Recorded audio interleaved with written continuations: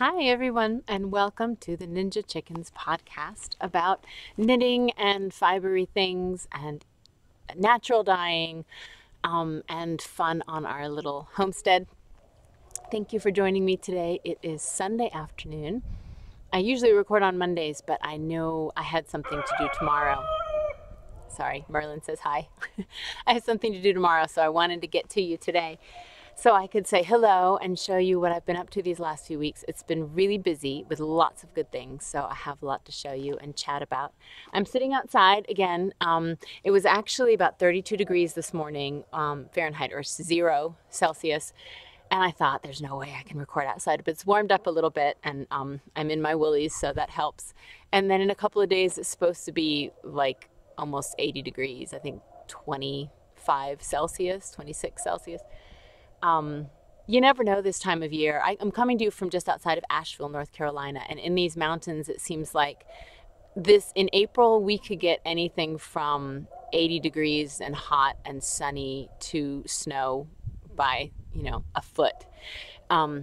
It just depends. And actually, our last frost isn't like the last frost warning usually is after mid-May. So we still have another month of potential winter weather, but usually things are warming up. You can see behind me some of the greenery is starting to come out. Daffodils and tulips are starting to bloom. So it's a really beautiful time of year. So I wanted to get outside and I can show you, I'm going to turn this slowly to show you where I'm at. Here's the pond. There's the tree house. And there's our house and the chicken coop. And then if we go the other way around, this is part of the property. There's another house out there through the woods. And then back to the swing and up our land. There we go. There we go. So hello, this is the Ninja Chickens podcast. My name's Maria. You can find me on social media as ninja.chickens on Instagram, Ninja Chickens on Ravelry, ninjachickens.org for all the show notes and my website. And welcome. I'm excited to be here.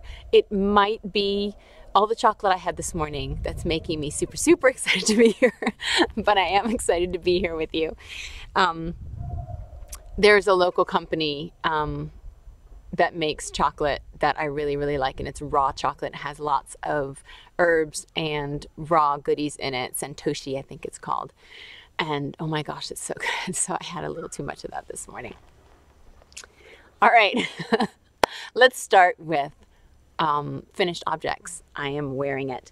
This is the foolproof cowl, and this is what Mars of Hey Brownberry and I decided we were going to start knitting while we were at the Edinburgh Yarn Festival. It was dyed, it's made out of 2 skeins of yarn. The lighter one was one that she dyed with pomegranate, and the blue is one of my sock blanks. And so we each had our own skeins and did the same cowl, and I really like it. It's very long, and then you can just double it up. And I like this kind of thing. I don't think about wearing them as much as I should, but I really actually like having that feeling around my neck. It feels warm and cozy and secure. Do you know what I mean? Shawls feel the same way, but they fall off so easily. That's why I really like cowls. So anyway, this is the Foolproof by Louise Zass Bangham, and Dynamics yarn and some of my yarns. And I really like it. I pretty much followed the pattern exactly as it said. She has 2 options. One where she tells you exactly how many stripes to do, so you can create the one just like she did, or one where you can just go on your own and put stripes in whatever order you want. And I picked the one to just follow what she did. And that way it was easy knitting, and I could do it during the Edinburgh Yarn Festival. And I kind of knit during the whole festival and got it done pretty quickly. So I really like it. I like that you can see in the blue some of those pops of color from the plants, little yellows here and there, and blues and browns. Yeah, and that's my only finished object. I have a couple of works in progress. I worked a little bit on my personal cowl that I was doing out of knitted sock blanks, and I haven't shown it to you in a while, but it's just red and cream and red and cream, and it hasn't really changed a whole lot, so I'll save that one for later. The other thing I've been working on is, my Dixon skirt. So this is for the Knit Your Bottoms knit along that we're doing in our Ravelry group and through this podcast. There's still lots of time to join. It goes through June 1st, and it's knitting anything that you would wear on your bottom half other than socks. So this is the start of my Dixon skirt. This will be the waist and then onto the hips. This is where I've done the waistband that I'm going to fold over and put an elastic inside of so that it stays up better, because this is going to be heavy and I don't want it to fall down. And then you start with the cables, and the cables are beautiful. They remind me of architecture. I don't know why. Columns or some, old beautiful buildings. And it's been a lot of fun. I think I've got maybe 30 or 40 rows left. And I love the way cables look, but I don't like knitting them. And I think it's because it slows me down. And I know that a lot of people use knitting as a way to calm down and meditate and slow themselves down. And it is that for me. My mind needs to slow down, but my hands need to go fast. And I like being able to knit really fast and get some of that nervous energy out. It's funny how many people comment on this podcast that it's calming to them, or that my voice is calming. I asked my husband once, Toby, do you think my voice is calming? And he looked at me like I was nuts, and he was like, no. And maybe that's because he hears it all the time. And maybe it's calming just because I'm out here in nature, but I think I can be a bit of a spaz.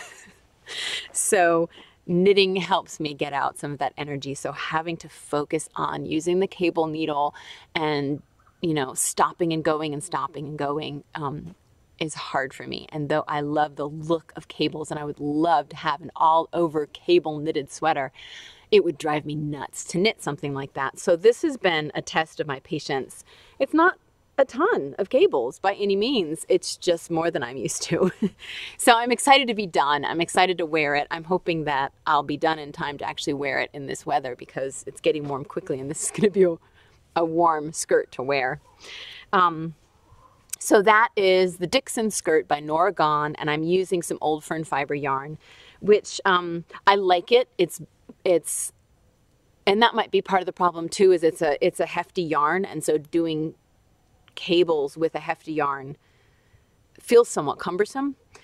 It's also a bit of a thick and thin yarn, and I think the skirt would look better in a more consistent yarn. I still think it's very pretty, but even in the ribbing you can see where there's thick and thin spots, and I just think it would be better if it was all even. But once it's blocked, it'll probably even out a lot more. So that is that. And the other thing that I've been working on a lot actually is a sock design that I've had in mind for months. And I chatted with Mars of Dynamics Yarns and Hey Brown Berry. I know you guys hear her name all the time, so you should know who she is by now.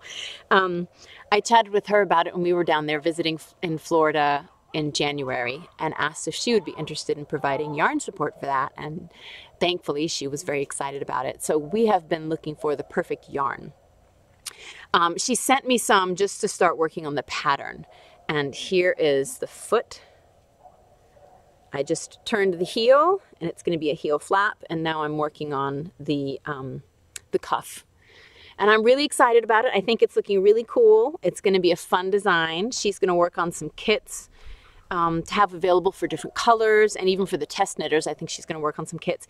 And what we're looking at right now is a Corriedale base. That is a nice strong yarn that will hopefully work well as a sock. It's a non-superwash, and it will not have any plastic in it. So I'm really excited to try that out. She's waiting for that in the mail, and she's going to dye that up and send it to me. The pattern is just about done. It's pretty much written. I just need to have the right yarn to do it in. So I'm excited about this. If anyone's interested in testing, let me know, because I'll be looking for testers soon. It's obviously a colorwork yarn, and there's 5 different colors, but just one main color and a small amount of the contrast colors. Right now I'm doing it from the toe up, but it'd be super easy to do it from the cuff down. So I'm probably gonna write both directions, because I know some people really prefer one over the other. Yeah, so that is my design that I'm working on. Those are my 2 works in progress. The other thing that I've been up to a lot this past weekend is Kaya wanted to put together a fundraiser. What was part of the class that she's with right now, part of their preparation for a trip that they're going to be going on is to each put together a personal fundraiser so they can raise some money. So she was talking about what she could do and what kind of things she could offer. And I said, well, we could always do a little eco-printing and maybe make some cards. And she liked that idea, so she decided to make packets of 5 eco-printed cards with envelopes, all, you know, nice professionally wrapped and all of that, that people could buy as a set of 5 cards. And so she put that out there with a pre-order and sold out of almost all of them already.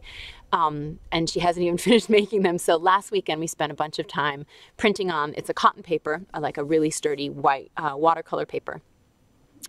And there's not a lot out in the way of fresh live leaves, and all of the maple and black walnut and birch and all the other leaves that I had pressed and dried for this winter, I'm pretty much out of all of them. So it ended up being on the paper a lot of flower petals, some frozen berries, some of the things that we had frozen, and then things that we were able to get either from flowers blooming around us or from a florist.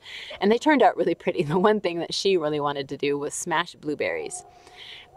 So she would line them up in this pretty design and take a rock and smash them. And they made really neat colors. It looks like watercolor. I should have brought some out, but I'll try and put some pictures in if I can. It's not a print so much as this watercolor design, and it's really cool. So I'm excited to see all of those put together. We spent a bunch of time doing that this past weekend. I also did some eco-printing on the new sock blanks that I'm super excited about. So here's one. This is one that had the butterfly pea flower, and then I put some eucalyptus on it. Let's see. So you can see the print of the eucalyptus on there.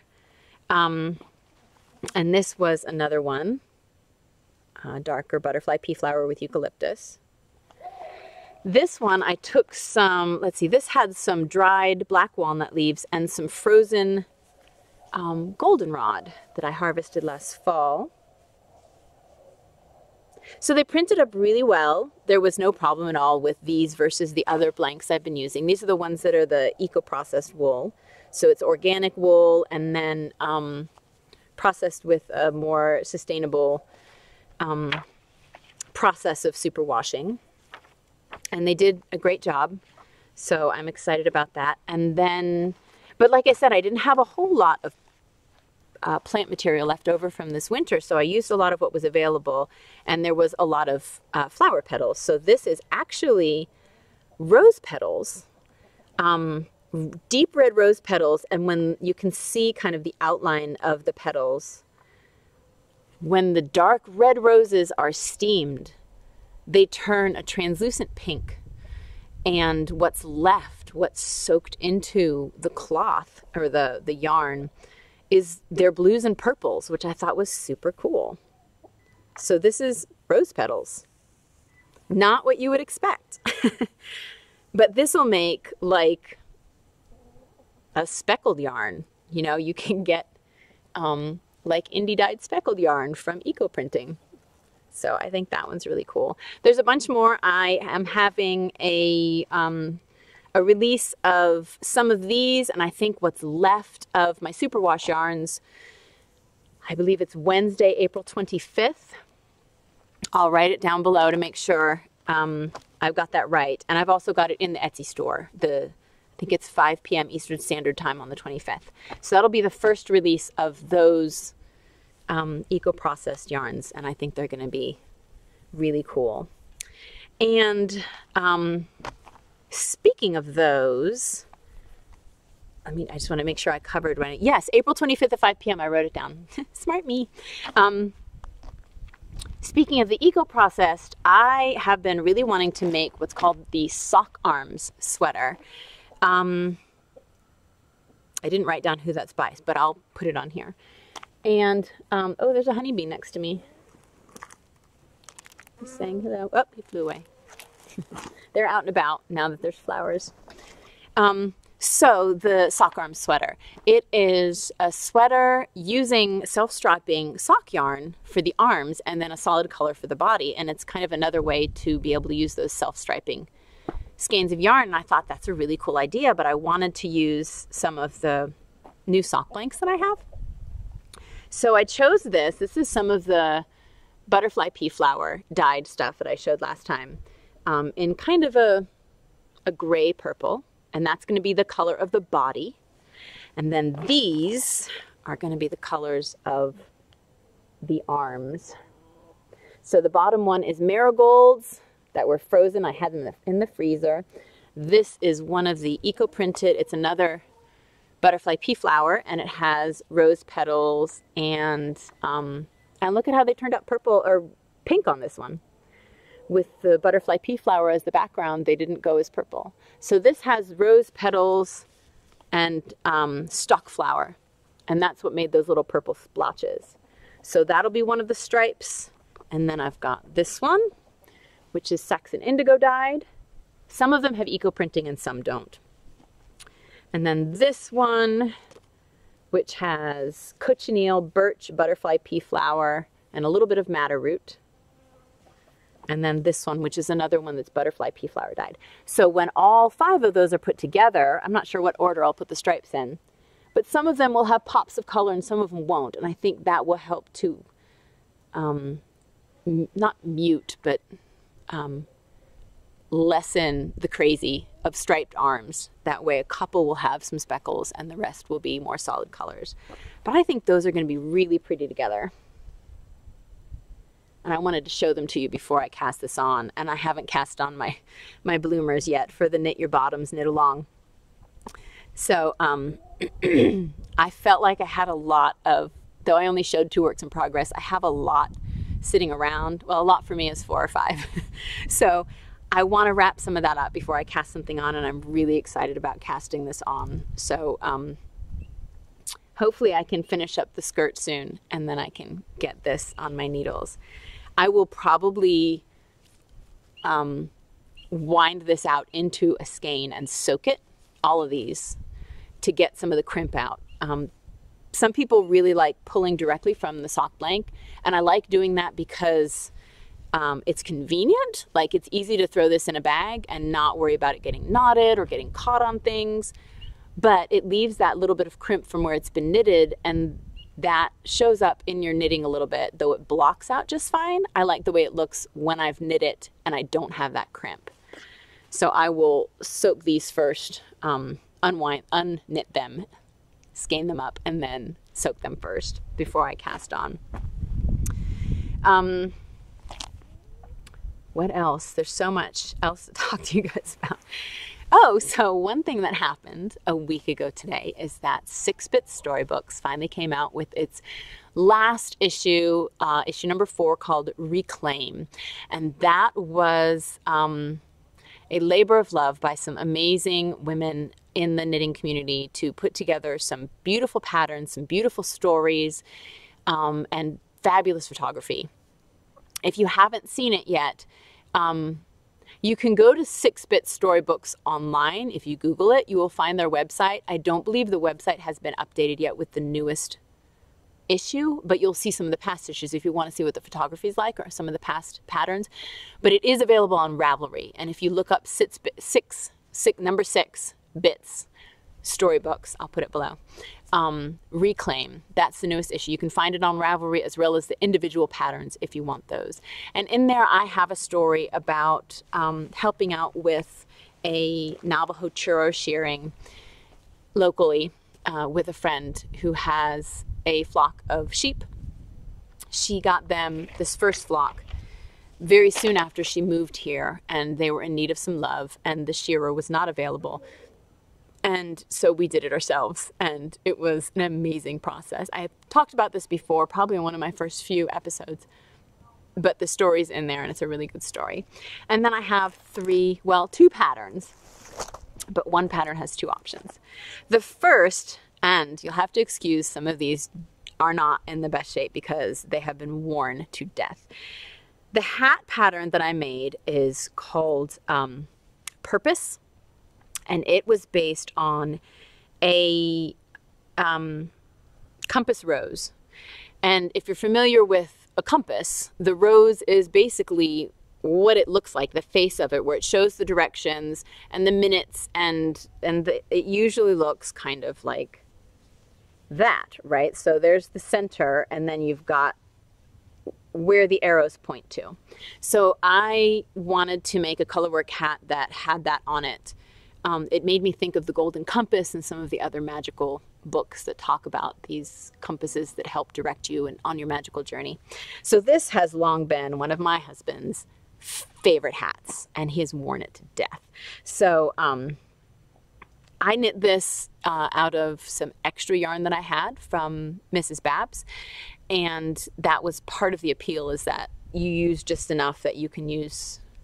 You don't have to buy new yarns for it. It's a DK weight, but it's pretty easily adjustable by changing the size of your needle and the size of the yarn to get a different gauge. It's a loose hat, but super cozy.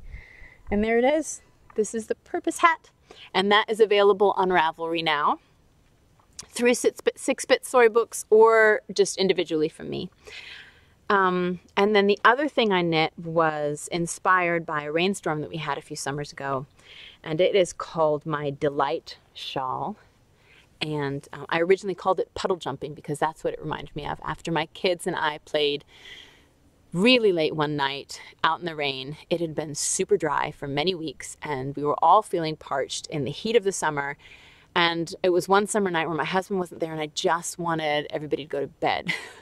It was late. It was like 8:30, and I felt like, can you guys just go in your rooms and read? And I just need silence. It'd been a long day. I was hot. Everybody was feeling it. And the sky broke open and just poured. And the kids decided to go outside and play in the rain. And within 10 minutes, they were filling up buckets and dumping it on each other and just drenching each other in the rain. And we laughed and played for probably 2 hours. It was at least 10:30 or 11 before they came in, and we got to bed. And we all slept so well, and we all woke up feeling so refreshed because the air felt moist and the ground felt like it was happy, and we just felt, rejuvenated. And so that's what made me start thinking about this.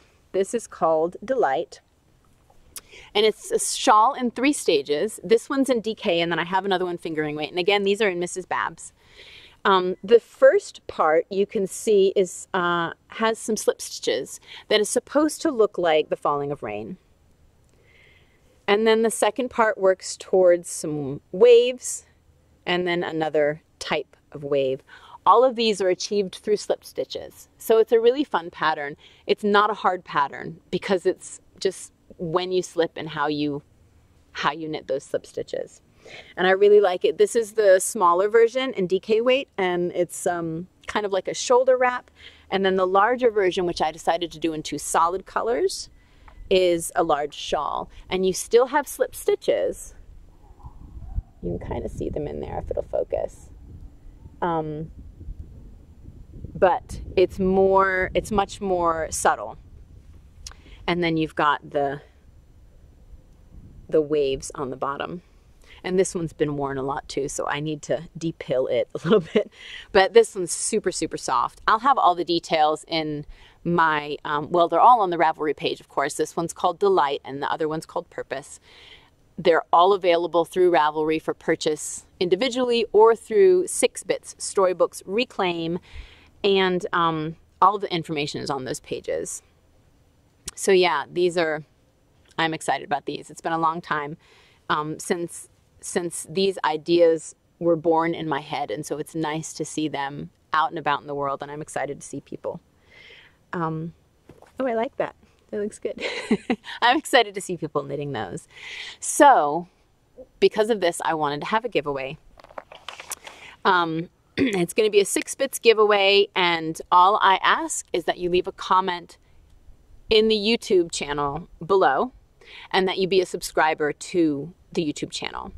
And if you, let's see, just leave a comment, whatever you want to comment on. Doesn't have to be anything specific. You can tell me about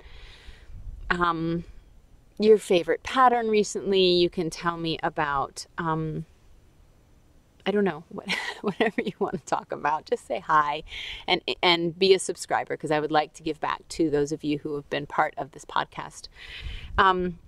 And I will draw a winner on Sunday, the 22nd, which is Earth Day. So that is that. And I want to thank Melissa Ski Knits of 6 Bit Storybooks for including me. She's been amazing with all her ideas. All her creations are just inspiring. So I encourage you to go check that out. And yes, so the giveaway is an issue of Reclaim. It's a digital magazine, and so you'll get all of it online, and you'll have access to all those patterns through Ravelry or through the digital magazine. And again, I'll pull a winner on the 22nd. What else? Oh, so one of the acquisitions I wanted to show you that I got when I was at Edinburgh Yarn Festival. I didn't buy it at the festival, but I got it through one of the people who came to visit, were these. These are the Selbu mitten blockers from Patricia of P4Chen on Instagram. She lives in Norway and wants to bring her sheep to her farm, so she's creating kind of a farm store with beautiful things that are from the traditions of Norway.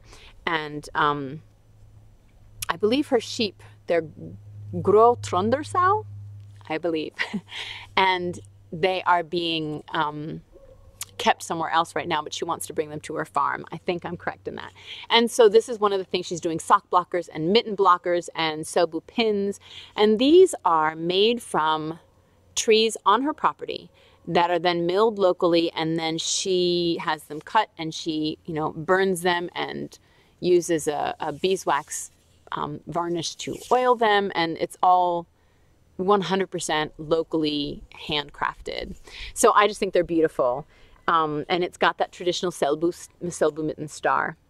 So I'm sure I'll block my mittens on them, but my intention was to actually just hang them up on my wall because they're really cool. So I wanted to show you those. And when I saw her, Patricia actually gave me some fleece from her sheep so that I could try my hand at spinning up some of this beautiful fleece and give her a little feedback on the preparation and how it spins and the feel of the yarn and everything. So I'm excited to get that on the wheel. It's very soft. I guess I think of like traditional Scandinavian sheep as hardy, sturdy wool, and often think of it as itchy and scratchy, like Lopi. This is the Lopi, and it's Icelandic. And I mean, I'm wearing it on bare skin. It's definitely got an itch to it, but it doesn't bother me. But this is like super soft and squishy. So I think it's going to be really beautiful. So yes, what else? There's all kinds of goodies happening. I was telling you about a little bit about the trip that Kaya is raising money for. That's been one of the things that we've been doing a lot of planning this past week. Kaya's school has a program. There's a little honeybee flying around. I think they smell some of the plants because they really love to come out when I do eco printing, and I've got a bunch of the eco printed sock blanks here.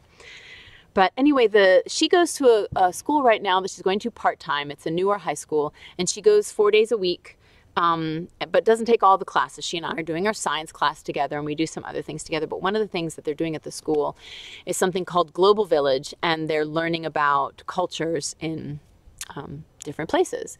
What they're focusing on this year is France. They're learning the geography, the language, about the people, the culture, the history, all that stuff. And then at the end of the year, they take a trip. And so the trip is only 2 months away now.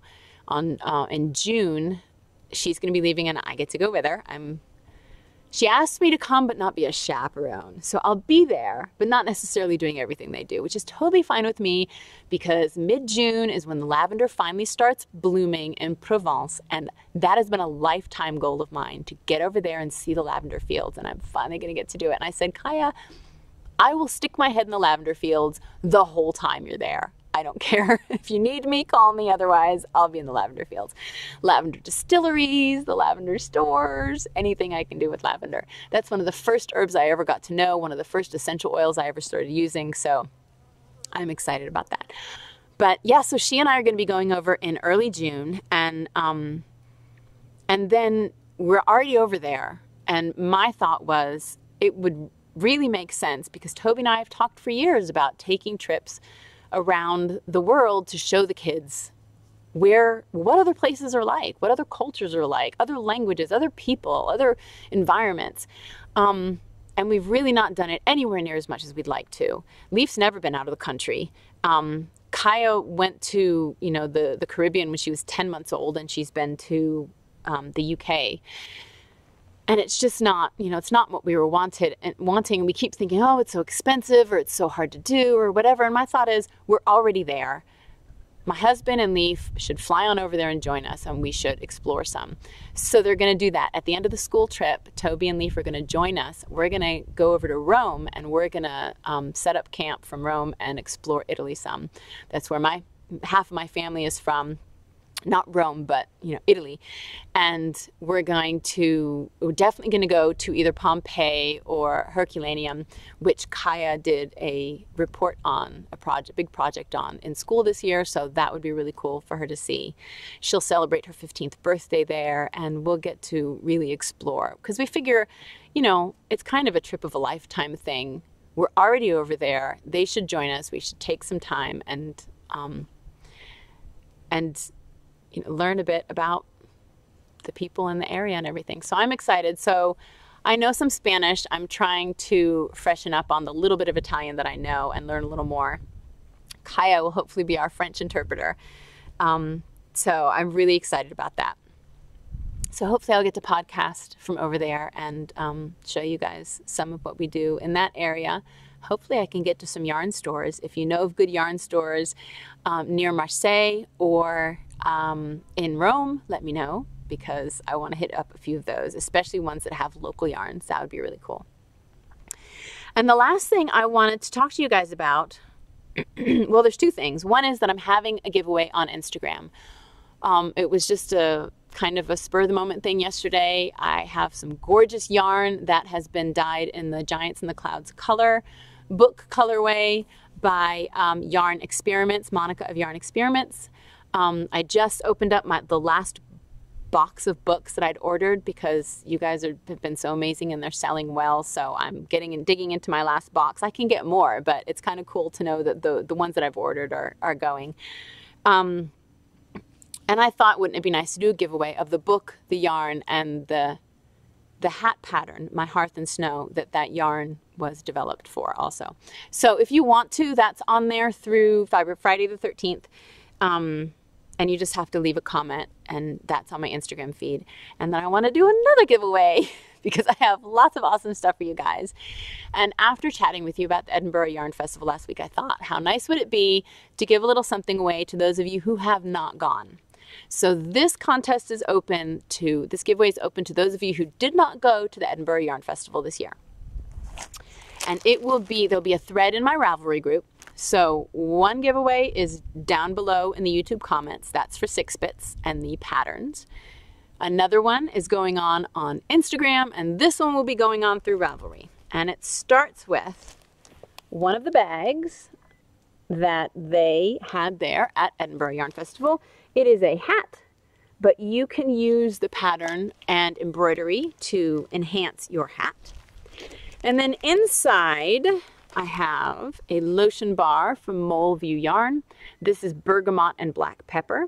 And it is basically like a semicircle lotion bar. So you take your hands, warm it in your hands, rub it around, and it's really nice. It's nice to keep this in your knitting bag. It smells delicious. And then I have these 2 skeins of yarn, Fin Ul Rauma yarn. that I thought would make some nice colorwork mittens or colorwork hat. So I've got those two skeins to give you. Then there is, of course, one of the Ninja Chickens pins that I brought to Edinburgh Yarn Festival, as well as one of the pins that they had at EYF, the little hat, which goes along with the bag. And last but not least is a Dorset button brooch kit by TJ Frog. So this was a vendor at the Edinburgh Yarn Festival who was focusing on bringing back the Dorset breed and the history of the Dorset buttons. And if I'm remembering correctly, well, actually it tells all about it here. The Dorset button history dates back to the early 1600s.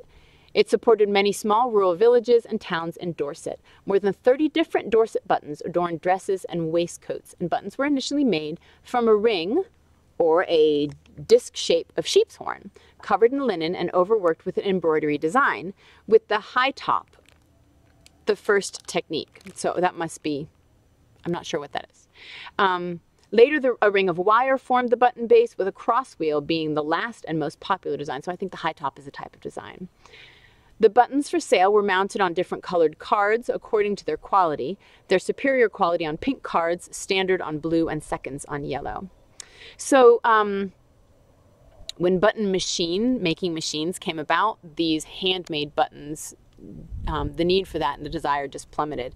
And the need for the Dorset fleece that the embroidery thread and the yarns were made out of also decreased. So so they are helping to bring back the breed as well as these buttons. So this is a kit. So it has everything that you need in there. The directions, the history, as well as a picture of what it will look like. So of course this is much bigger than the original buttons. You didn't use these on a waistcoat, but this would be perfect for something to hang on a Christmas tree if you want, or, oh well, it's a brooch. So you can wear it on a sweater or a jacket or a dress. But I thought this would be really sweet. So that is for you. Those of you who have never been or did not go this year to the Edinburgh Yarn Festival, there will be a thread to apply for that. And that is going to run through the 21st. Yeah, the 21st, Saturday, because it's the Queen's birthday. So I thought, I went to the UK, it's the Queen's birthday. That makes sense. Oh, and I want you to answer the question in that thread, what is your favorite city that you've ever traveled to? And tell me a little bit about it if you want to. So I think that's it. I have a huge amount of stuff spread out in front of me. I think I've covered everything. Like I said, it's been a busy couple of weeks. I hope you have had a wonderful couple of weeks. It looks like we're going to have some really beautiful spring weather coming up in these next couple of weeks. So I hope to get out in the garden, plant some more peas, do a little weeding, and get my hands back in the dirt. I hope you're doing well. We'll talk to you soon. Thanks for joining me.